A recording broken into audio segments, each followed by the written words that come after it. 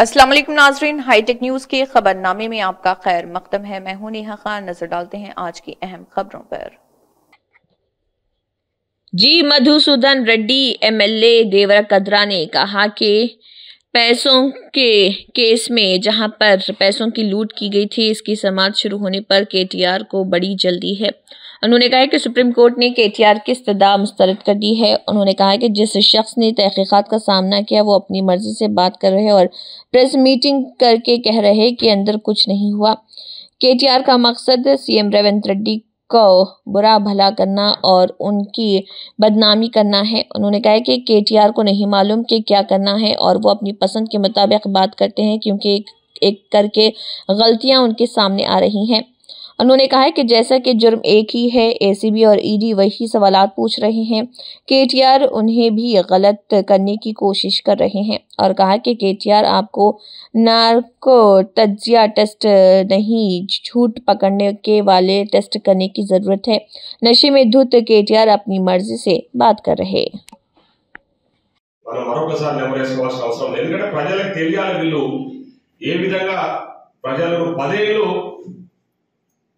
తప్పుదో పట్టించి పాలన కొనసాగించేదన్న విషయాలు ప్రజల దృష్టికి తీసుకెళ్లాలనే ఆలోచనతోనే ఈరోజు మాట్లాడాల్సిన అవసరం ఉంది. మళ్ళీ రిపీట్ చేయాల్సిన అవసరాలు ఉన్నాయని చెప్పేసి సందర్భం గుర్తు చేస్తా ఉన్నా.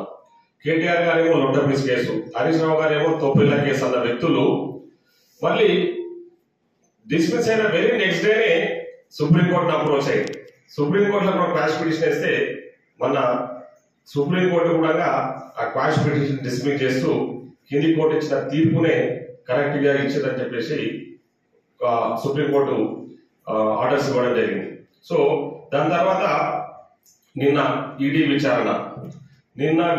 విచారణ తదనంతరం జనరల్ గా ఎవరైనా ఆరోపణలు ఎదుర్కొంటున్న వ్యక్తి, కేసులు రిజిస్టర్ అయిన వ్యక్తులు తప్పకుండా వాళ్ళ నిజంగా తప్పు చేయకపోతే వాళ్ళు విచారణకు హాజరై విచారణలో పూర్తి స్థాయిలో సహకరించి మేము తప్పు చేయలేదు, ఇది వాస్తవం కాదు, ఈ ఆరోపణలని అవాస్తవాలని చెప్పేసి విచారణ అధికారుల ముందు చెప్పుకోవాలి తప్ప విచారణకు అటెండ్ అయిన వ్యక్తి బయటికి వచ్చి మళ్ళీ ఏదో నేనేదో పెద్ద హీరో అని చెప్పేసి ప్రెస్ మీట్లు పెట్టే ప్రయత్నం చేస్తా ఉన్నాడు కేటీఆర్ గారు.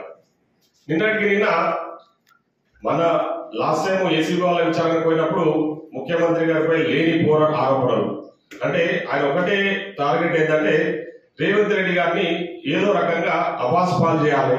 ఎందుకంటే ఆయన చేసిన తప్పులు వాస్తవాలన్నీ చేసిన తప్పులన్నీ కూడా బయటికి ఒక్కొక్కటిగా వస్తా ఉన్నాయి. సో అవన్నీ కూడా ప్రజలు గమనిస్తా ఉన్నారనే ఆలోచనతో నోటికి వచ్చింది మాట్లాడుతూ కేటీఆర్ గారు ముఖ్యమంత్రి గారి మీద దుర్భాషలు ఆడిన విషయం మనం అందరికీ కూడా తెలుసు. సో నిన్నటికి నిన్న ఒక కొత్త పాయింట్ లేవనెత్తడం జరిగింది. ఒక పక్క ఏసీబీ విచారణ జరుగుతూ ఉంది, ఈడీ వాళ్ళు కూడా విచారణ చేస్తా ఉన్నారు. ముఖ్యంగా కోర్టులకు ఆల్రెడీ అప్రోచ్ అయినాక కోర్టులు తీర్పిచ్చినాక ఇన్ డీటెయిల్ ఎంక్వైరీ వీళ్ళు అంటే సంబంధిత అధికారులు చేస్తా ఉన్నారు. సో అవన్నీ పక్కకు పెట్టేసి విచారణకు అటెండ్ అయ్యి వచ్చిన వ్యక్తి ఈడీ వాళ్ళు ఏసీబీ వాళ్ళు అడిగిన క్వశ్చన్ అడుగుతా ఉన్నారంటే చేసిన నేరము అడ ఫార్ములా 1 ఈ రేస్ కేసులో నువ్వు నేరస్తున్నావు. సో నేరం ఒకటే కాబట్టి క్వశ్చన్స్ సిమిలర్ గానే ఉంటాయి మరి. సో ఈడీ వాళ్ళు ఇంకో కేసు గురించి కాదు కదా, నీ మీద ఆరోపణలు వచ్చింది ఫార్ములా E1 రేస్ కార్ గురించి. సో దానికి సంబంధించిన క్వశ్చన్స్ డెఫినెట్ గా కాంప్లైంట్ లో ఉన్న బేస్డ్ ఆన్ ది కాంప్లైంట్ లో ఉన్న కాంట్రాక్ట్స్ బట్టే క్వశ్చన్స్ ఉంటాయి. సో దాన్ని కూడా తప్పు అంటే ఈయనకినే మేధావి అనుకుంటూ తప్పు పట్టే ప్రయత్నం చేస్తా ఉన్నాడు. ముఖ్యంగా నిన్న కొత్తగా బయటకు వచ్చిన తర్వాత లైట్ డిటెక్టర్ టెస్ట్ గురించి మాట్లాడుతా ఉన్నాడు. కేటీఆర్ లైట్ డిటెక్టర్ టెస్ట్ కాదు నేను చేయాల్సి